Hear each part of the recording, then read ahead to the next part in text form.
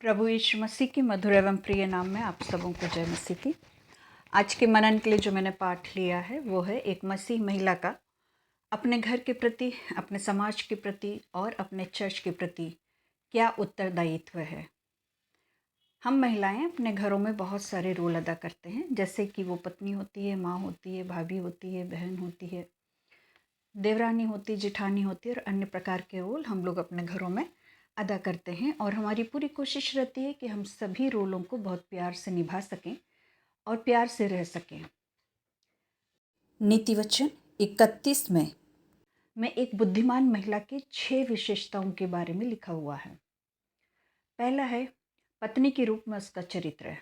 वो अपने पति को खुश रखती है, उसकी आवश्यकताओं को पूर्ण करती है। गृहिणी के रूप में उसकी हॉनेस्टी, उसकी भक्ति, उसकी उदारता, क्योंकि वो घर का पूरा ध्यान रखती है और सभी लोगों को, घर के सभी सदस्यों को खुश रखने की कोशिश करती है और उनकी सारी आवश्यकताओं को वो पूर्ण करती है। एक पड़ोसी के रूप में उसकी नम्रता, कि वो अपने पड़ोसी के साथ दीनता और नम्रता का व्यवहार करती है, प्रेम का व्यवहार करती है, एक अच्छे संबंध बनाती है और अपने चरित्र के द्वारा प्रभु यीशु मसीह को प्रकट करती है। एक शिक्षक के रूप में उसका प्रभाव, अपने घर में अपने बच्चों को वो शिक्षा देती है बचपन से ही, क्या सही है और क्या गलत है, और वो ऐसी शिक्षा देती है जिससे कि बच्चे लोग प्रभु के मार्गों में भी चल सकें। एक माँ के रूप में उसकी प्रभावशीलता या उसकी ममता, वो अपनी ममता को सबों के ऊपर प्रकट करती है। भले वो भूखी रहेगी परंतु सब लोगों की आवश्यकताओं को वो पूरा करती है। अपनी प्रायोरिटी को वो बाद में लेती है, अपनी आवश्यकताओं को वो बाद में लेती है। पहले वो इस बात का ध्यान रखती है कि वो सब लोगों की केयर अच्छे से कर सके, सबकी आवश्यकताओं को अच्छे से पूर्ण कर सके। और फिर एक महिला के रूप में जो एक औरत होती है, जो एक स्त्री होती है, वो उत्कृष्ट स्त्री होती है। उसका जो रूपवान होता है, उसका जो चरित्र होता है, वो बहुत अच्छा होता है। वो अपने चरित्र के द्वारा सभी लोगों को इस बात को बता देती है कि वो सबों की केयर करती है। जो महिला होती है वो देखभाल करने वाली महिला होती है, वो मदद करती है, वो शिक्षा देने वाली होती है, वो एक मार्गदर्शक भी होती है। जब किसी को आवश्यकता होती तो उनकी काउंसलिंग भी करती है और मार्गदर्शक भी होती है, उससे सही बातों का निर्णय लेने में उसकी सहायता भी करती है। और फिर वो परिवार को और दूसरे लोगों को परमेश्वर के प्रति आगे बढ़ने के लिए भी मदद करती है, प्रेरित करती है, ताकि घर के सभी सदस्य लोग क्या कर सकें, प्रभु यीशु मसीह के नज़दीकी में आ सकें। प्रियो, यीशु मसीह भी महिलाओं से बहुत प्रेम करते थे। महिलाओं को वो बड़ा सम्मान देते थे। हम इस बात से जान सकते हैं कि यीशु मसीह ने सामरी स्त्री से बात किया। यीशु मसीह मार्था और मरियम के घर पर उतरे। यीशु मसीह के पीछे जो भीड़ चलती थी उसमें बहुत सी स्त्रियां भी उनके साथ साथ चला करती थी। पतरस के घर में जब यीशु मसीह गए तो उनकी सास बीमार थी, उसको बुखार था। यीशु मसीह ने उसे छुए, चंगा किया और वो उठ के प्रभु यीशु मसीह की सेवा टहल करने लगी। इसके साथ साथ हम देखते हैं कि जो 12 साल से लहू बहने वाली जो स्त्री थी, जब उसने पीछे से आके प्रभु यीशु मसीह के वस्त्रों को छुआ तो वो चंगी हो गई। और प्रभु यीशु मसीह ने इस बात को जान लिया कि उसके इसमें से एक सामर्थ निकली है और उन्होंने पूछा कि किसने मुझे छुआ। और जब वो अपने आप को छुपा नहीं पाई तब वो प्रभु के पास, प्रभु के चरणों में आ गई और प्रभु ने उससे कहा, बेटी, तेरे विश्वास ने तुझे चंगा किया। वो एक स्त्री के रूप में आई थी परंतु एक बेटी बन के प्रभु की गई। हमें से हर एक लोग जो प्रभु के पास आता है वो प्रभु की बेटी बेटियां बन जाती हैं। हमारा प्रभु हमसे प्यार करता है। आइए अब हम देखते हैं कि एक महिला का अपने घर के प्रति, अपने समाज के प्रति, अपने चर्च के प्रति क्या उत्तरदायित्व होना चाहिए, उसकी क्या रिस्पॉन्सिबिलिटीज़ हैं। पहला आता है आत्मिक अनुशासन का अभ्यास करना। आत्मिक अनुशासन का अभ्यास करना, इसमें 3 चीज़ें आती हैं। पहला है उपवास, दूसरा है प्रार्थना और तीसरा है संगति। प्रियो, एस्तर रानी ने क्या करा? जब प्रतिकूल परिस्थितियां आई, जब सारे यहूदियों को मार डाला जाने की आज्ञा निकल गई, उस समय उसने मोर्देक के साथ मिलकर कहा कि सारे यहूदी जाति के लोग मेरे निमित्त उपवास करें और मैं अपनी सहेलियों के साथ भी उपवास करूंगी, और सब लोग 3 दिन का उपवास करें, ना तो कोई कुछ खाए ना कुछ पिए, और इस रीति से मैं तीसरे दिन राजा के सन्मुख जाऊंगी। प्रियो, एस्तर रानी ने अपनी सहेलियों के साथ उपवास किया 3 दिन और 3 रात, और उसके बाद जब वो राजा के सन्मुख गई, आज्ञा के विरुद्ध वो राजा के सन्मुख गई, राजा ने उसकी पूरी बात को सुना, समझा, और जो आज्ञा निकली थी कि यहूदियों को मार डाला जाए, वो आज्ञा कैंसिल की गई और सारी यहूदी जातियों के प्राण बच गए। प्रियो, प्रार्थना में शक्ति होती है। उपवास के साथ प्रार्थना जो की जाती है, बहुत शक्ति होती है। और जब सब लोग मिलके एक मन होके संगति रखते हैं और उपवास करते हैं और प्रार्थना करते हैं, उसका उत्तर हमें परमेश्वर जरूर देता है। एस्तर रानी को इंतजार नहीं करना पड़ा कल परसों या कभी और के लिए। तुरंत उसका आंसर, उसकी प्रार्थनाओं का आंसर उसे तुरंत मिला। प्रियो, जब भी हम किसी ऐसी परिस्थिति में फंस जाते हैं, समस्याओं में पड़ जाते हैं, हमें भी उपवास के साथ प्रार्थना करना है। हमें अपने परिवार के लोगों के साथ मिलकर प्रार्थना करना, हमें अपने विश्वासियों के साथ मिलकर प्रार्थना करना है, और परमेश्वर हमारी प्रार्थनाओं को सुनेगा और उसका उत्तर आमीन में हमें जरूर देगा। प्रियो, हमारा प्रभु यीशु मसीह हमसे प्यार करने वाला जीवता सच्चा परमेश्वर, वो न कभी हमें छोड़ता है और ना ही कभी हमें त्यागता है। हमारा परमेश्वर हमारे साथ है। प्रियो, आज हमारे पास अवसर है। हम जानते हैं कि हम अंत के दिनों में जी रहे हैं, परंतु आज हमारे पास अवसर है कि हम उपवास और प्रार्थना और संगति कर सकते हैं। इस अवसर को हमें बहुमूल्य समझना है, क्योंकि दिन बुरे हैं और वो रात आने वाली है जिसमें कोई कुछ काम नहीं कर सकता। सो प्रियो, हमें लगातार विनती और प्रार्थना करते रहना है। इफिसियों 6:18 कहता है, हर समय और हर प्रकार से आत्मा में प्रार्थना और विनती करते रहो, जागते रहो कि सब पवित्र लोगों के लिए लगातार विनती किया करो। हमारा प्रभु यीशु मसीह इस बात से को हमसे कहता है कि हमें लगातार विनती करना। वो हमसे चाहते हैं कि हम लगातार विनती और प्रार्थना करें।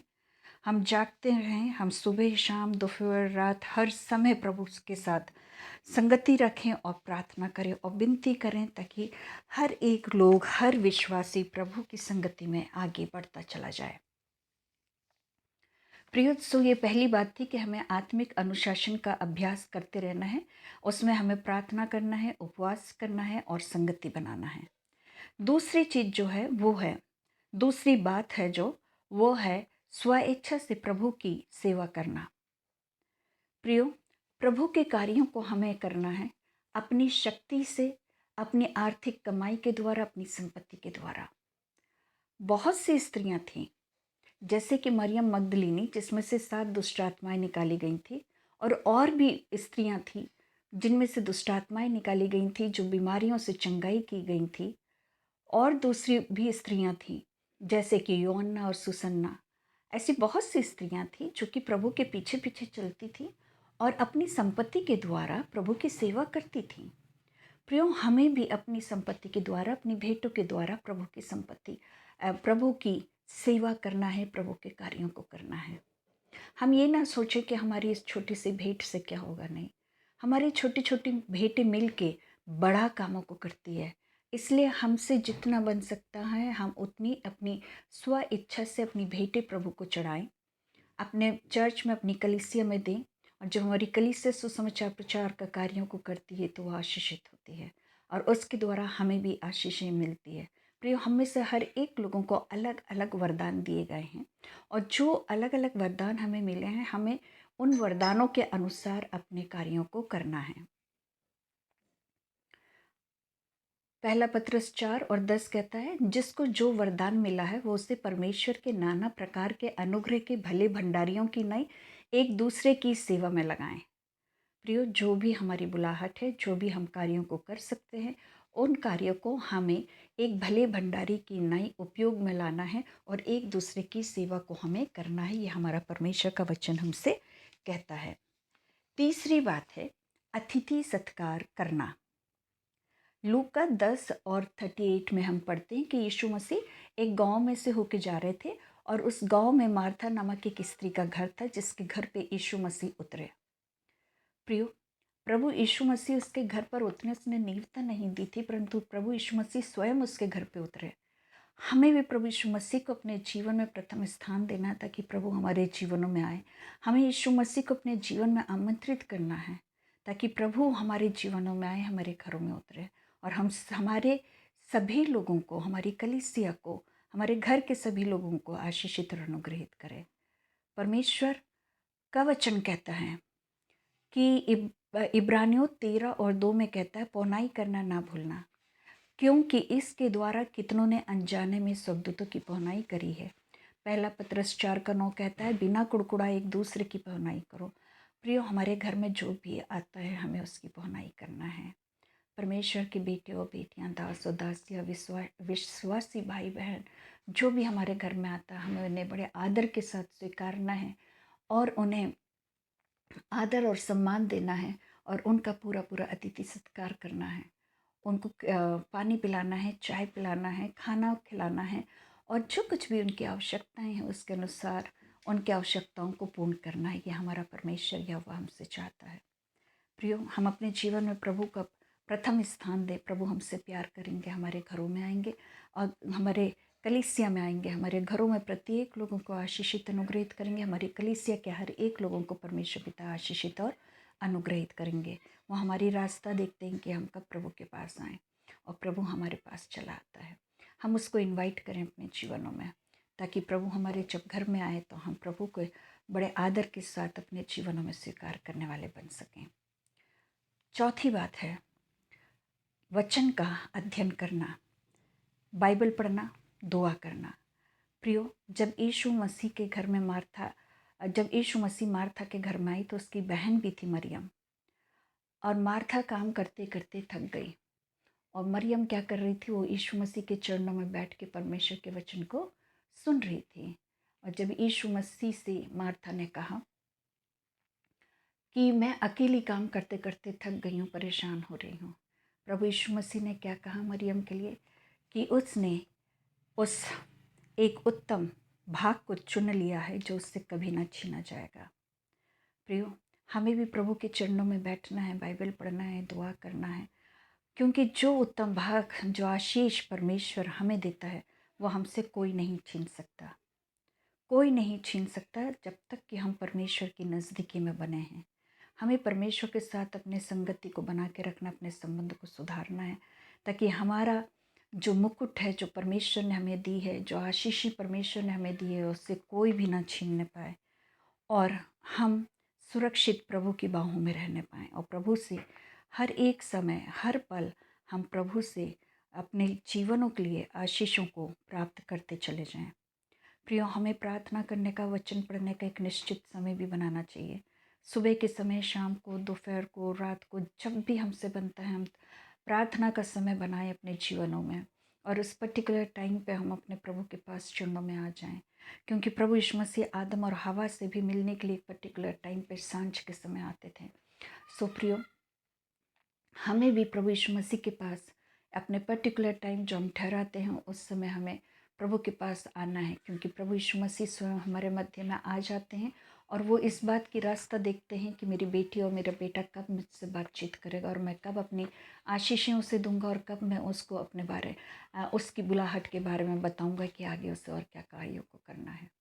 सो प्रियो, हमें प्रभु का वचन पढ़ना है, प्रभु की संगति में आगे बढ़ना है, प्रभु के वचनों को अपने जीवन में ग्रहण करना है और उसके अनुसार कार्यों को करना है। पांचवी बात है सुसमाचार प्रचार करना। प्रियो, जब प्रभु यीशु मसीह ने सामरी स्त्री से बात करी और उसने इस बात को जान लिया कि जो मसीह आने वाला था वो यही है, उसने क्या करा, उसने अपने घड़े को वहीं छोड़ा कुएं पर और वो दौड़ के गांव में गई और लोगों को बताया कि जो मसीह आने वाला था वो आ गया है और मुझे मिल गया है। तो गांव के लोग दौड़ के कुएं के पास तक आते हैं और प्रभु यीशु मसीह से बातचीत होती है और प्रभु यीशु मसीह को गांव के लोग कहते हैं हमारे यहाँ और ठहर जा, और प्रभु यीशु मसीह उस गांव में 2 दिन और ठहरते हैं और उसके बाद गांव के लोग सामरी स्त्री से क्या कहते हैं, हम तेरे कहने से विश्वास नहीं करते, परंतु अब हमने सुन लिया, हमने देख लिया है कि यही है वो जो उद्धार करता है और सचमुच में ये जगत का उद्धार करता है। और इस प्रकार वहाँ जो लोग थे उन लोगों ने क्या किया, प्रभु यीशु मसीह पर विश्वास किया। प्रियो, हम चाहे एक को क्यों ना बताएं, वो जाके दूसरे को बताएगा, वो जाके तीसरे को बताएगा, और इस प्रकार से प्रभु के नाम का सुसमाचार प्रचार फैलता चला जाएगा। प्रियो, इसमें कि सुसमाचार प्रचार का कार्य बहुतायत से होना चाहिए। मैंने भी अपना एक यूट्यूब चैनल खोला है जिसका नाम है डॉक्टर स्मृति जी सोलोमन। आप उस यूट्यूब चैनल को आप खोल सकते हैं, आप देख सकते हैं, और उसमें छोटे छोटे वचन को मैं डालती हूँ। ज़्यादा बड़े सरमन नहीं डालती हूँ, छोटे छोटे सरमन उसके अंदर होते हैं ताकि सब लोग सुन सकें और सब लोग उससे आशीषित हो सकें। प्रियो, उन वचनों को आप सुने और उसे दूसरों तक शेयर करें। ये सुसमाचार प्रचार है। आप उसे सब्सक्राइब करिएगा, उसे आगे अपने मित्रों को भेजिए, अपनी फैमिली वालों को भेजिए, ताकि वे और दूसरे लोगों को भेजें। और इस प्रकार से हम फसल की कटनी कर सकते हैं, क्योंकि फसल खड़ी है। प्रियो, हमारे मध्य में, संसार में फसल खड़ी हुई है, हमें कटनी करना है। तो हम कटनी कैसे कर सकते हैं? सुसमाचार प्रचार करके। जब यीशु मसीह का जन्म हुआ था उस समय विश्व की जनसंख्या 150 मिलियन थी केवल। आज 2023 में जो विश्व की जनसंख्या है वो 8.1 बिलियन यानी अरब से भी ज़्यादा है। सो फसल खड़ी हुई है। प्रभु यीशु मसीह कहते हैं फसल खड़ी हुई है, मजदूर कम है। प्रियो, हमें मजदूरी करना है, हमें फसल काटना है, हमें सुसमाचार प्रचार करना है, हमें बीज को बोना है, ताकि वो विश्वास रूपी पेड़ में पनपे, प्रभु के पास आए और एक अनंत जीवन के मार्ग में चलने वाले हो सकें। प्रियो, जब गेहूं का दाना पकता तब सुनहरे रंग का होता है और उसी समय कटनी कर ले जानी चाहिए। यदि ना की जाए तो वो दाना सफ़ेद, हल्का सफ़ेद होने लगता है और फिर वो ज़मीन पे गिर जाता है और मर जाता है।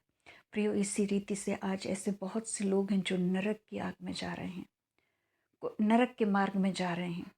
प्रियो, इससे पहले कि वे नरक के कुंड में डाल दिए जाएं, वो गिर जाएं, पिता परमेश्वर से हम विनती और प्रार्थना करते हैं कि परमेश्वर अपने लोगों को तैयार करे, खड़ा करे, ताकि वो कटनी के कार्यों को करने पाए।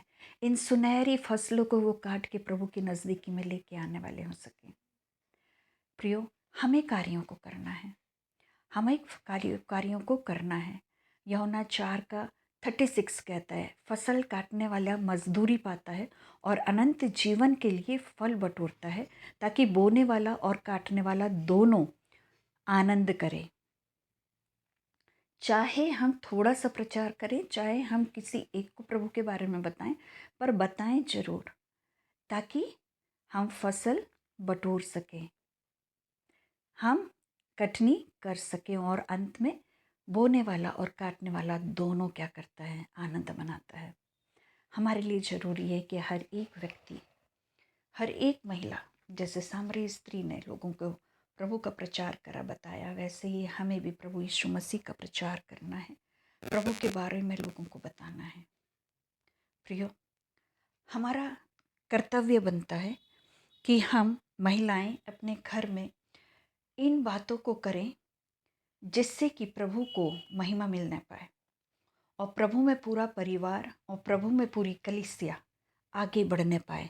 उसके लिए क्या ज़रूरी है, क्या रिस्पॉन्सिबिलिटीज़ हैं हमारी? ये पहला कि हमें प्रार्थना, उपवास और संगति करना है, हमें प्रभु की सेवा करना है, हमें प्रभु के कार्यों को करना है। हमारे घर में, हमारी कलीसिया में कोई भी आता है, हमें उसका अतिथि सत्कार करना है, हमें वचन को पढ़ना है, सीखना है, सिखाना है अपने परिवार में, और फिर उसके बाद हमें सुसमाचार प्रचार भी करना है। प्रियो, हम जैसे जैसे प्रभु में आगे बढ़ते जाएंगे, हमारा परमेश्वर हमें वैसे वैसे आशीषों को देता चला जाएगा।